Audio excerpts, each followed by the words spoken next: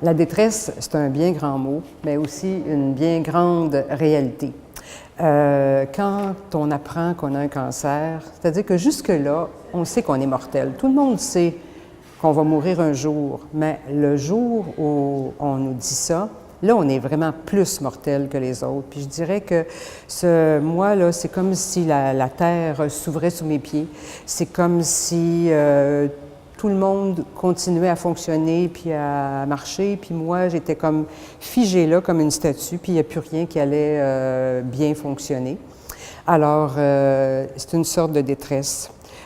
Puis je dirais que la détresse, elle commence avant le diagnostic parce que on le sent qu'on n'est pas bien, on le sent qu'il y a quelque chose dans notre corps qui ne fonctionne pas, mais on n'a pas la certitude. Alors on se dit « Ah non, il ne faut pas que je me fasse de fausses idées, etc., etc. » Et quand le diagnostic arrive, c'est là qu'il y a vraiment un autre choc.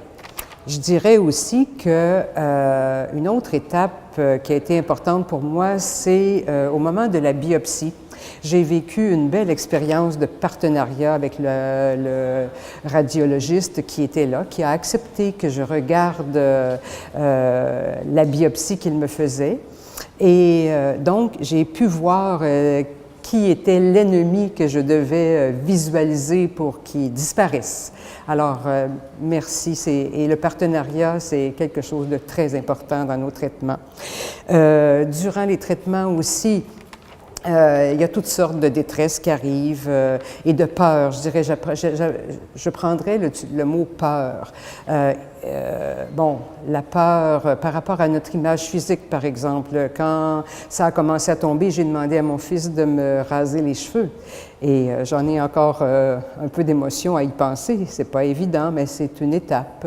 La peur de mal m'alimenter, de peur d'aggraver la situation, la peur d'embrasser mes petits-enfants parce qu'ils pourraient me donner des microbes.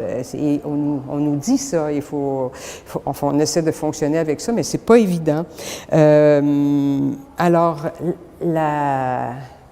une autre idée aussi, c'est prendre ma place malgré le monde autour qui disent « Ah, repose-toi, couche-toi, sois tranquille, etc. » Alors que moi, je voulais bouger, je voulais continuer la vie que j'ai toujours menée, en autant que faire se peut. Alors, ça, c'est la partie des traitements. Après les traitements, ça continue encore, parce que pendant qu'on est dans les traitements, on est dans l'action.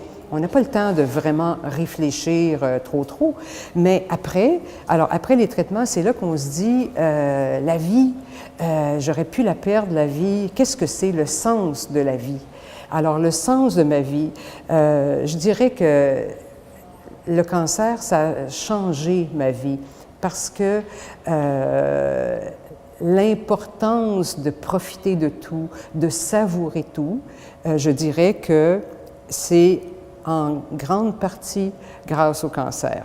Alors, je ne dis pas qu'il faut avoir un cancer pour être capable de faire cette réflexion-là, mais je pense que moi, dans ma situation, c'est ce qui est arrivé. Je conclurai en disant qu'en fait, le cancer, c'est une tranche de vie qui nous amène plus loin qu'on était avant. Merci.